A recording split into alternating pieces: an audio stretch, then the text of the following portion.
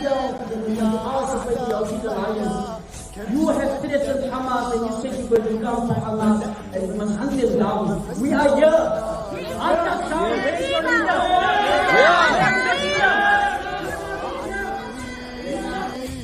Hunt Hamas! Hunt Hamas! We will come for you! Viva Hamas! Viva! Hamas is that should be destroyed totally. Threaten Hamas! Don't lie on the flag! Where's Captain Mackenzie? Let him come! You're a scum! Captain Mackenzie must come! We're waiting for you! We're waiting for you! Now, Gaetan! Hamas is here! Gaetan, where's Gaetan? Gaetan is dead! Gaetan is afraid! Gaetan is not here! One oppression! Hamas! One oppression! Hamas! One day! Sure, fiery indeed, isn't it? Assalamu alaikum, welcome back. And I think that video speaks for itself, does it not? So let's bring you in, Haroon Orrie from Pagat. You were very, very fired up and highly emotional. Give us a bit of context to what had actually happened there for you to have reacted the way you did. Shukran. Bismillah ar-Rahman ar-Rahim. Assalamu alaikum to yourself and your listeners, and we greet you and the listeners, and we greet the leaders of the Mujahideen, and we greet the leaders of the martyrs throughout the world. We greet you with the greetings of love, of peace, of justice. Assalamu alaikum wa rahmatullahi ta'ala wa barakatuh. Indeed, yes, I think not only the Palestinian issue, but the oppression in itself is very dear to every human being. It's been for a very long time that people like the parties like the Patriotic Alliance and many others, the ACDP, the IFP, and many of them that has openly declared their support to a Zionist state of Israel. And we know the reality of what is happening in the Middle East. For us to remain silent any longer, it is a greater crime. And it is an indictment on the Muslims to be silent on these issues. Not only for a Muslim, but for humanity, not to be able to respond to a person like, or to people like leaderships of the Patriotic Alliance who's openly been arrogant in last week's events on the Cape Flats, where, you know, they've shown their muscle of trying to throw their muscle around and bullying people at meetings like this and debates and discussions. I don't think that the people in this country, let alone the Muslims, must be silenced or be silent on these type of behaviors from political parties, or let alone from anybody who thinks they can undermine the resistance movement in the world, and especially in this part of the country. So Haroon, did you attend that rally expecting some sort of denigration towards obviously Hamas, Pagat, etc., etc.? Did you go there with that expectation, or did you just go there as an innocent bystander? To be honest, my sister, I think we went with an intention to make it very clear, because of what has happened last week or the week before in Hanover Park, where people questioned the Patriotic Alliance with regards to the Palestinian issue, and he became very arrogant. And he threatened people, and he said, don't speak to me about Palestine. You go to Palestine, you go to Ramallah. This was his attitude in a public debate. And we felt that if we are going to allow this type of behavior in our communities by political parties and think they can bully the community and still want their votes at the end of the day, it's never going to happen. We were hoping, because they said that he would be present at that particular meeting. Unfortunately, he didn't show up at that particular meeting. We were going to question him on his previous actions, and we were going to ask them what it is that they see as a solution to the problem in the Middle East. And it was clear that they said they're asking for a two-state solution. We say that a two-state solution is never a solution or a way out for the Palestinians. There's no two-state solution as a solution to the Palestinian issue. So yes, we went with an intent to address this issue. However, once again, we've seen their representatives avoiding the questions and avoiding the topic of Palestine. Haroon Orrie, you are the national coordinator of Pagat. Let's bring Abdus-Salaam into the conversation as well. Assalamu alaikum to you. Welcome. Were you Walaikum salam. present at the meeting as well? No, I wasn't present at the meeting. I was not there. Okay, all right. You are Pagat's, you are the leader of Pagat. You guys have been active for a long, long time, not only regarding the We Palestinian issue, but other social issues in the country as well. But for the purposes of this conversation, we are going to focus on the Palestinian issue and the open threats made by Gayton McKenzie suggesting and another PA leader suggesting that they're going to hunt down Hamas. How do you, as the leader of Pagat and as a Muslim yourself, view those type of threats? Bismillah ar-Rahman ar-Rahim. Firstly, I want to say that as the Amir, we have a collective leadership within Pagat, that we take decisions collectively and we move collectively. The issue that on Gayton McKenzie, first we must look at the character of Gayton McKenzie, who Gayton McKenzie is. Gayton McKenzie was a gangster. Gayton McKenzie was recruited as one of the, as we saw in the apartheid time, the regime, they recruited like the Witduka, the IFP, the Cape Corps and things like that. Those same concepts or the same principles apply by Gayton McKenzie and others. They have an agenda and they are pushing a particular agenda. Because if Gayton have any sense, if you have any thought pattern or any brain, he would have known that if anybody kills 15,000 children, babies in hospitals, and he's not addressing the issue and he's saying Hamas is the issue, I think that we must question this particular animal's pattern. Because as a human being, I can't see him be thinking as a human being. And he is definitely still got the traits of this gangster's mentality, mafioso mentality. And that it is obvious that he's a lapdog of some international Zionist imperialist program. That's the first thing we want to say. Second thing is that Gayton McKenzie, for the gangster that he is, that we want to say that he cannot threaten Hamas. Hamas is an international organization, and Hamas have its wings throughout the country, amongst the Muslims and the oppressed throughout the world and mankind, as we can see. If we look at, if it's in Europe, if it's in Asia, if it's in Africa, you will find the support for the Palestinian people and for Hamas. So we say to Gayton and Haroon and those who said that we are Hamas, we endorse that statement that we are part of Hamas in the ideological sense and also in the support of Hamas. So when he threatens Hamas, he virtually threatens billions or millions, or hundreds of millions of people. Okay, Haroon, let's come to you now. Obviously, having played that video clip, having seen what it, both where Gayton McKenzie threatened Hamas, suggesting that they're going to hunt Hamas down. That's an open, outright threat. And you don't expect political leaders or, people to behave in that manner, not in South Africa at least. So that was quite shocking. And of course, your response really met with the same fire that, the comments that he had made. How do you believe that video, which we're hoping is going to go viral, not only in the Muslim community, but throughout South Africa, for South Africans to understand the type of supposed leadership that is promising them great outcomes?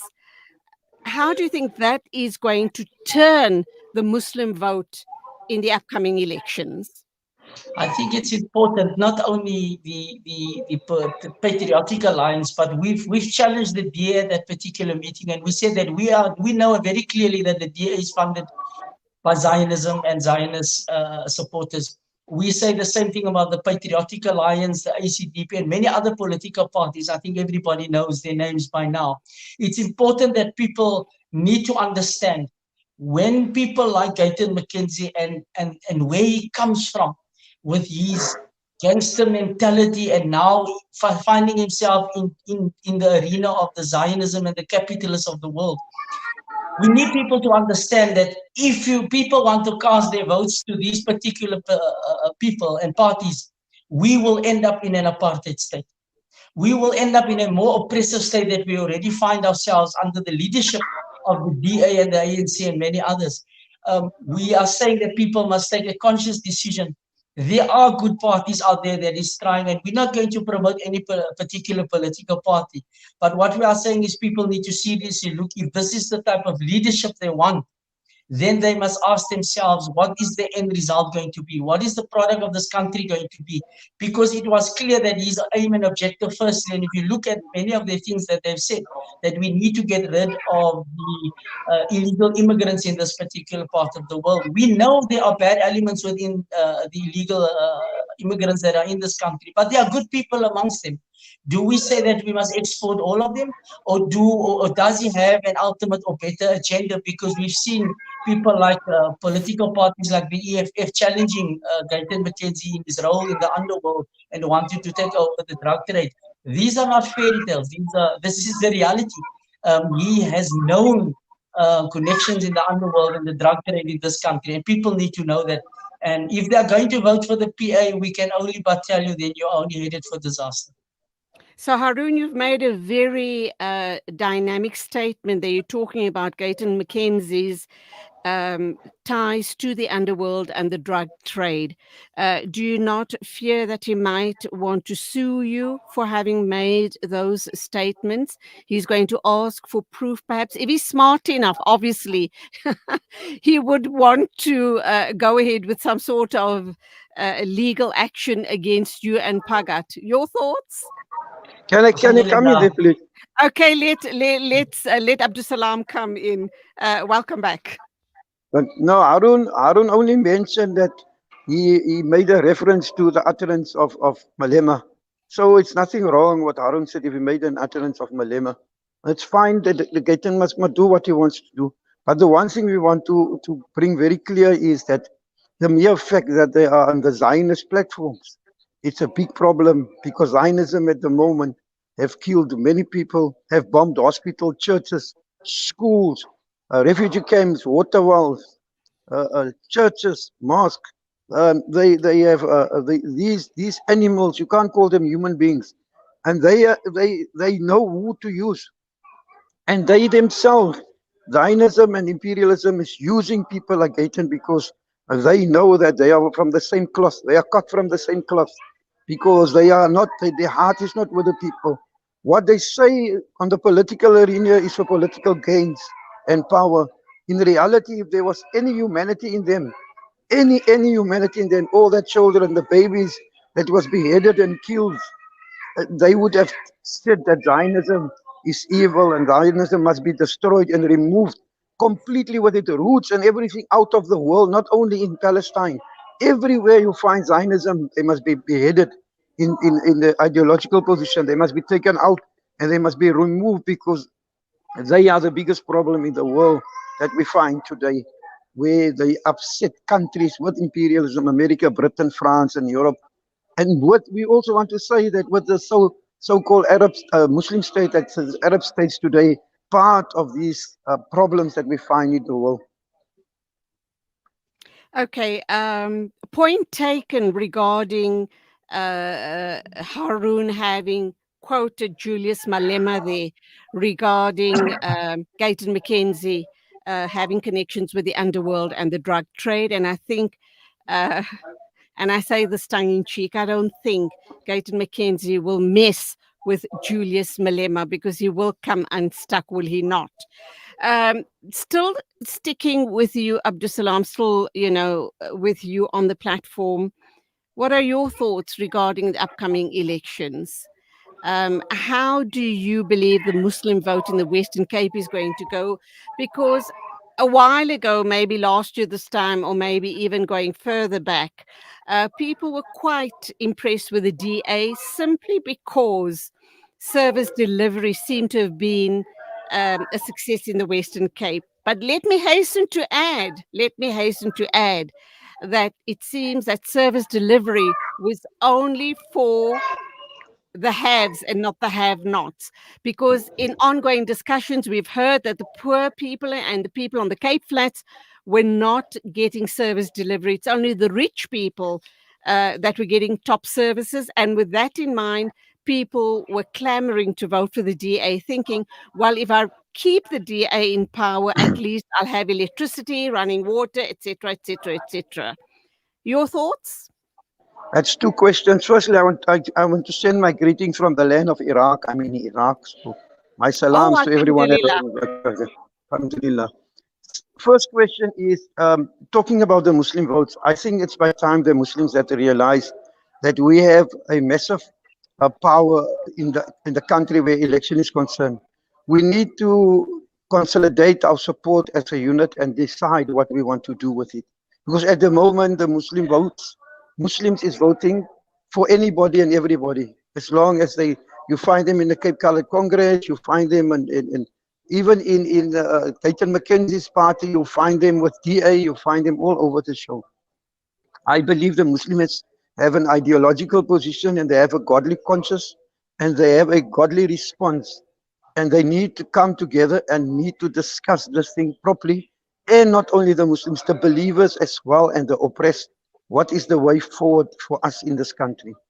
This elections, firstly, it's going to be an elections that's going to set the groundwork for the next elections to know what's going to happen in this country. Because this, soos hulle sê in Afrikaans, die gaan die koring van die kaf afskei this elections, and we're going to see what's going to happen with the MK party coming in.